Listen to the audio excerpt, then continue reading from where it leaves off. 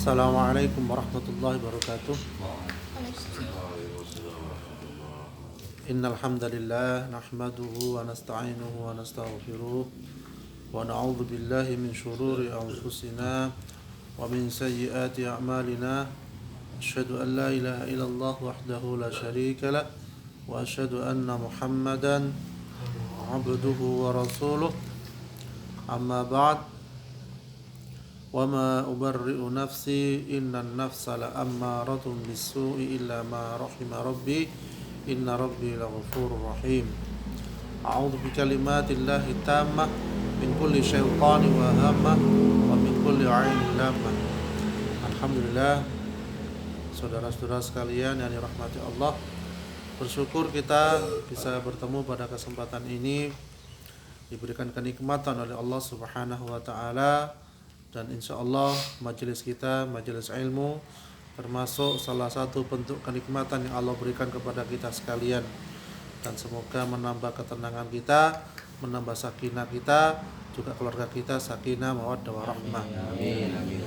Kemudian juga kita doakan andai kata saudara kita yang sakit belum bisa hadir, semoga Allah sembuhkan.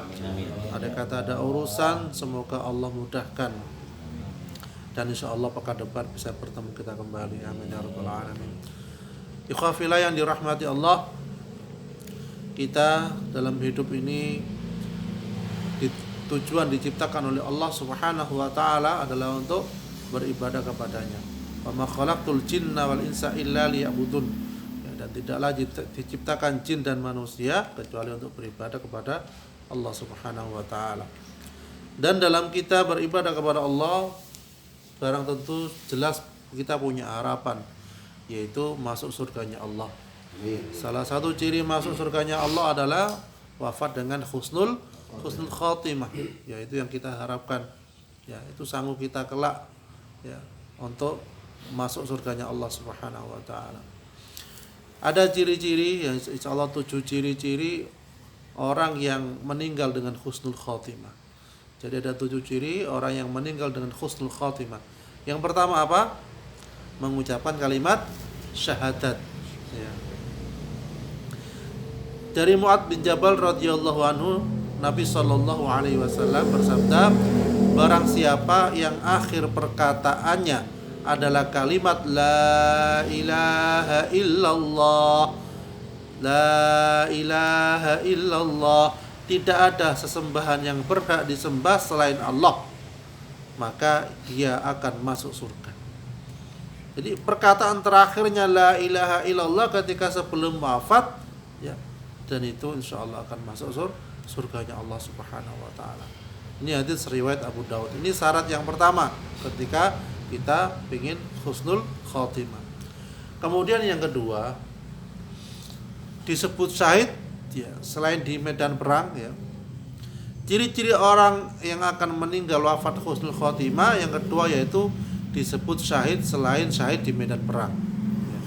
Dari Abu Hurairah radhiyallahu anhu, Rasulullah sallallahu alaihi wasallam bersabda, orang yang mati syahid ada 5. Yakni orang yang mati karena taun. Taun itu wabah, kayak corona kemarin termasuk ya. Kemudian orang yang mati karena menderita sakit perut. Ya, sakit perutnya harus jelas, bukan karena minum minuman keras. Sakit perut, hari apa? Minum bir, wah mati. Ya lain. Ya, jadi sakit perut karena memang sakit, bukan karena disebabkan oleh makan makanan dalam artian makanan yang terlarang. Ya.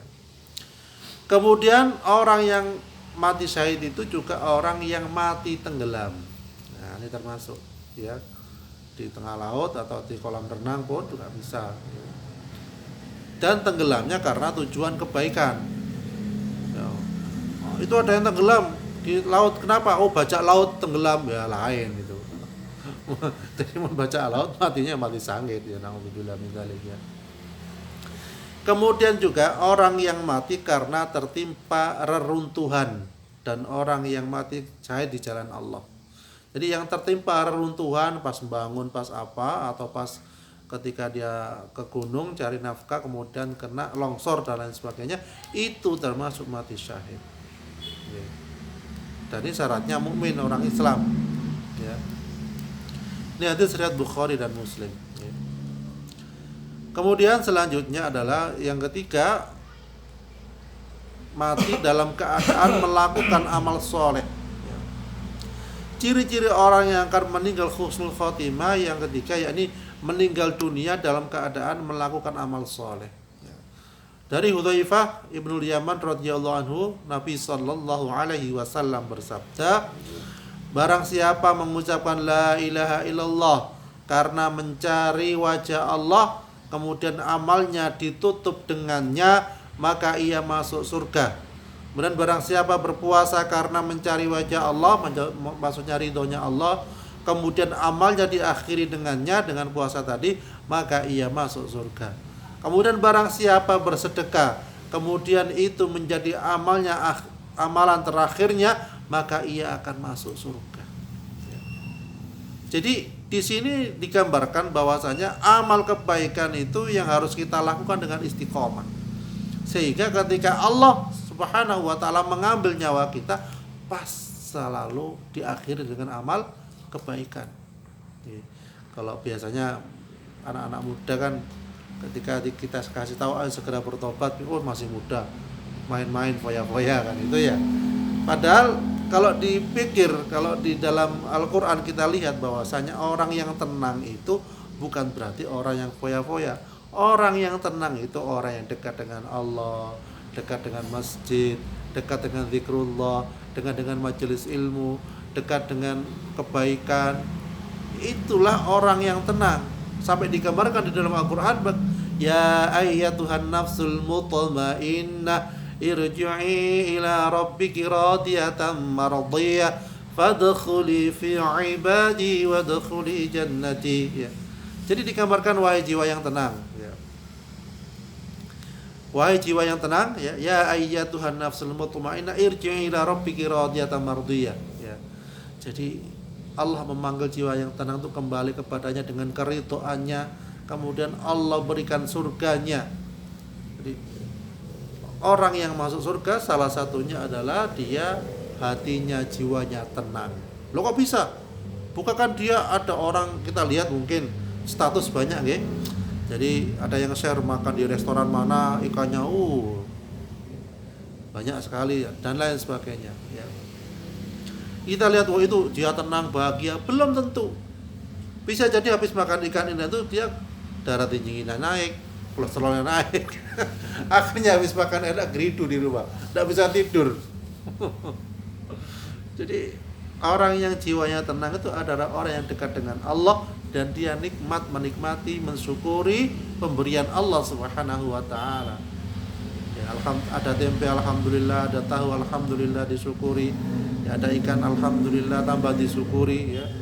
Masya Allah, seperti itu ya. Jadi itu tadi ya, barang siapa mengucapkan la ilaha illallah karena mencari wajah Allah, kemudian amalnya ditutup dengannya, maka ia masuk surga ya, dan seterusnya tadi ya. Kemudian yang keempat adalah orang yang meninggalnya husnul khotimah itu ketika ribat di jalan Allah. Panjenengan tahu ribat itu apa? Ribat itu adalah menjaga perbatasan dari musuh. Mungkin di sini pos ya, pos penjagaan, pos perbatasan. Ya. Dari Salman Al-Farisi radhiyallahu anhu, Rasulullah sallallahu alaihi wasallam bersabda, berjaga-jaga sehari semalam, ya. Berjaga-jaga, jaga pos di daerah perbatasan lebih baik daripada puasa beserta sholat malamnya selama 1 bulan. Wah, jadi jaga ronda lah gampangannya itu. Sehari semalam, ya. Itu lebih baik daripada puasa beserta sholatnya selama 1 bulan. Wah, kita aja sholat puasa Ramadan diiringi tarawih, kira-kira ada yang 30 kali atau kurang rata-rata. Ya, paling enggak kita luput 3 hari ya, atau 4 kali. Itu pun kalau anak-anaknya nggak minta ke mana, ke swalayan cari baju. Jadi Masya Allah, Allah memberikan pahala yang cukup besar bagi orang yang mau ribat, mau menjaga pos perbatasan ya. Jadi termasuk pos kamling yang kita niatkan supaya orang yang sholat malamnya tenang, tidak kehilangan, insya Allah bisa jadi termasuk itu. Ya. Jadi enak Islam itu, banyak pahala yang Allah berikan kepada kita. Itulah maha pemurahnya Allah. Itu gimana, Zat? Punya tentara itu kita perbatasan. Oh iya. Ada tentaranya. Kau ibaratkan tahu Ini perbatasan negara, perbatasan desa Pak. Ah, Perbatasan desa sama. Iya. Sepenting tak ngejok bohong. Gambling pas ngejok jagung. Kalau jagung goreng gitu. Sambil main domino gimana? Lah itu dia. Sambil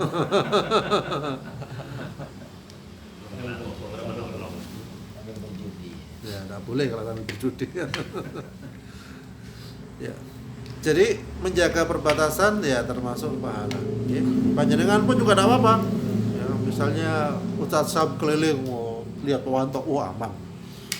Keliling ke Sadurin, aman rumahnya. Masya Allah pahalanya banyak ya Ustaz. Atau Mas Husain ya. Ya, hari keliling udah. Lihat keamanan lingkungan. Jadi itu. Jadi pernah ada suatu kisah itu ya. Jadi orang mati. Ada sahabat itu nggak mau nyolati. Ada salah satu orang yang meninggal dunia pada waktu itu. Kemudian ketika Rasulullah ke situ ditanya kenapa nggak mau nyolati? Oh dia ini Rasul banyak dosanya. Oh banyak maksiatnya. Disebutkan macam-macam mes. Akhirnya Rasulullah ngorek ke teman-teman yang lainnya dikorek. Ya apa? Kamu pernah tahu kebaikan dia apa? Kebaikan dia apa? Kemudian diceritakan, oh ya pernah Rasul, dia itu pernah menjaga perbatasan dari musuh. Langsung Rasulullah, ayo disolatkan. Terserah kamu menganggap dia itu enggak banyak dosa dan sebagainya. Saya memberikan keputusan, menganggap dia adalah ahli surga. Masya Allah. Karena satu kali waktu itu menjaga pos perbatasan. Padahal sahabat yang lainnya menganggap dia itu banyak dosanya. Karena mulianya menjaga perbatasan itu ya. Karena apa? Menjaga perbatasan taruhannya apa? Nyawa. Ini Masya Allah. Nah, jadi panjenengan kalau ada yang satpam yang jaga masjid, jaga apa ya, itu kita berikan sedekah atau kelebihan karena dia berjaga juga di jalan Allah Subhanahu wa taala. Masjid ini senang ya, buka terus. Saya lihat nggak ada tutupnya kan. Jadi siapa saja bisa mandi, siapa saja bisa sholat, siapa saja bisa istirahat. Masjid yang contoh masjid yang bagus seperti ini. Bukan masjid kayak penjara, habis bisa dipuji semuanya. Lo bayangkan orang safar perjalanan mau kencing, kemana terus? Misalnya kebelet, ya. Karena apa? Kencing sembarangan tanpa dibasuh itu najis, kemudian juga termasuk disiksa di dalam kubur. Ya, tanazzahu minal bauli fa inna amata adzabal qabri min. Termasuk bersucilah kamu dari kencing karena kebanyakan siksaan kubur disebabkan itu. Ya, jadi sekarang era modern tidak ada istilahnya masjid itu kayak kerangkeng ya, seperti itu. Dan termasuk masjid Jember ya, Riyadhus Shalihin itu Masya Allah terbuka. Ya. Waktu itu kita habis sholawatan ya, mau ke Jeding ya, jam berapa itu? Kurang lebih jam 11-12 malam, alhamdulillah masih buka. Jadi panjenengan kalau Jember mau istirahat ya bisa di masjid Raudhatul Mukhlisin ya. Ya. Kemudian yang kelima adalah orang yang mati syahid itu saat nifas atau hamil ya. Jadi para wanita yang meninggal saat sedang hamil bisa menjadi salah satu ciri-ciri orang yang akan meninggal husnul khotimah. Selain itu, meninggal saat nifas juga menjadi salah satu ciri-cirinya. Dari Ubadah bin Tsamit ya, radhiyallahu anhu bahwa Nabi Muhammad SAW menyebutkan beberapa syuhada, di antaranya dan wanita yang dibunuh anaknya karena melahirkan ya, masuk golongan syahid dan anak itu akan menariknya dengan tali pusarnya ke surga. Masya Allah. Jadi tali pusarnya akan menariknya ke surga karena meninggal waktu belum lahir dia. Kemudian yang keenam adalah meninggal dunia dengan kening berkeringat. Ya, panjenengan kalau melayat lihat keningnya berkeringat apa enggak? Ya. kematian seorang mukmin dengan keringat di kening. Ya, jadi kematian orang yang beriman itu salah satu cirinya adalah keringat di kening. Ya. Jadi panjenengan bisa lihat itu keringat. Jadi kayak orang habis capek apa, berkeringat di kening. Itu ciri-cirinya. Ya, jadi pernah ya ada salah satu ya Pak D saya itu meninggal ya. Waktu itu di mana? Sumatera ya. Dulu pernah ceritakan Jambi, beliau trans dari Lumajang ke sana ya kurang lebih 25 tahun yang lalu. Ya, jadi ya alhamdulillah amalannya insya Allah bagus. Tidak banyak onar katakanlah seperti itu. Banyak mendamaikan orang yang bertengkar ya. Waktu itu beliau wafat ya.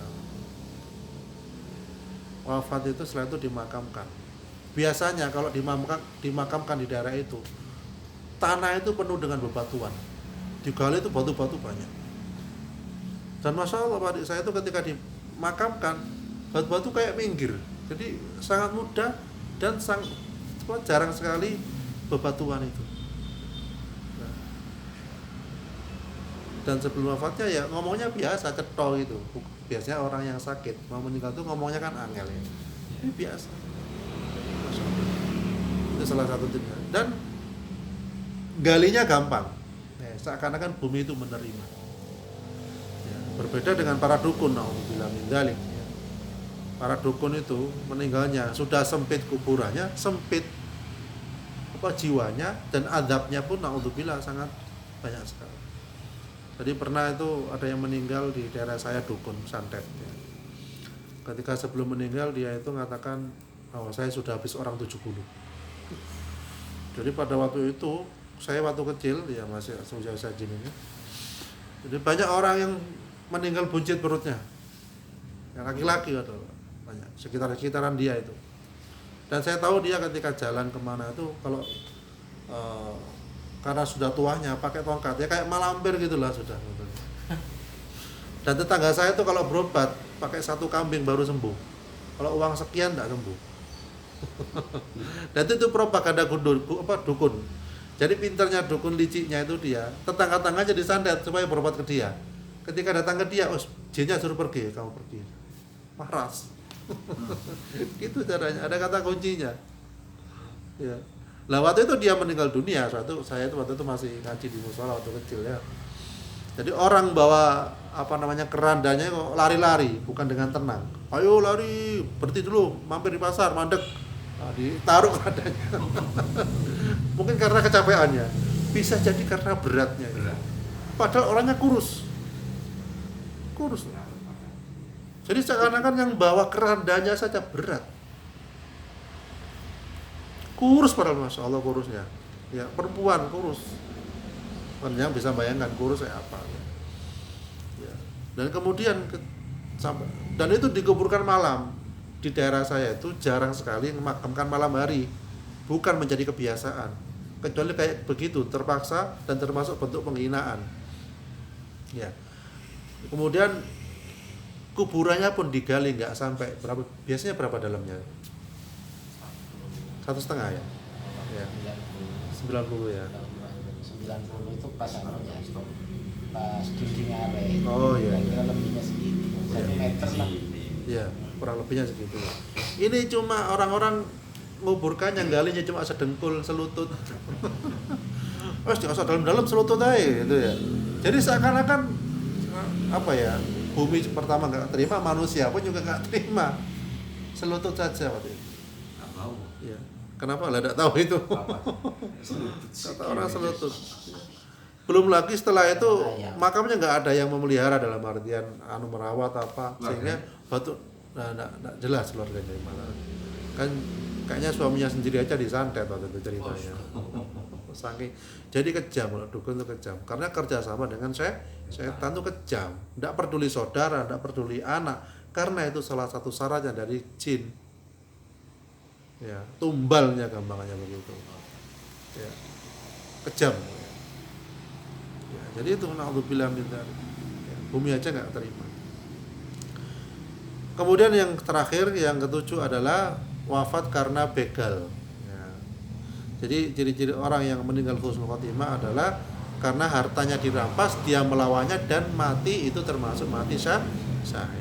Ya. Kalau di kita ya apa itu? Melawan boleh apa enggak? Kalau dalam Islam boleh melawan. Ya. Kalau kita ya apa? Kasih, Ambil. Jadi bawa senjata tajam. Rasulullah Shallallahu Alaihi Wasallam bersabda, dari Abu Hurairah radhiyallahu anhu, ia berkata bahwa ada seorang yang menghadap Rasulullah. Ia berkata, wahai Rasulullah, bagaimana pendapatmu jika ada seseorang yang mendatangiku dan ingin merampas hartaku? Ya. Kemudian beliau bersabda, jangan kau beri kepadanya. Ia bertanya lagi, bagaimana pendapatmu jika ia ingin membunuhku? Ya, beliau bersabda lagi, bunuhlah dia. Tidak apa-apa. Dalam Islam apa? Bunuhlah dia. Bagaimana jika ia malah membunuhku? Ya. Kemudian Rasulullah bertanya, engkau dicatat syahid. Ya. Bagaimana jika aku yang membunuhnya? Ya, ia berkata, ia yang ke neraka. Ya. Jadi jawab Rasulullah Shallallahu Alaihi Wasallam. Ini hadis riwayat Muslim. Ya. Jadi, tapi kalau dihukum di Indonesia ini kan, dihukum. Yang membunuh maling dihukum. Padahal mempertahankan dirinya, ya, melindungi dirinya. Ya. Jadi itu kalau dalam hukum Islam tidak apa-apa seperti itu.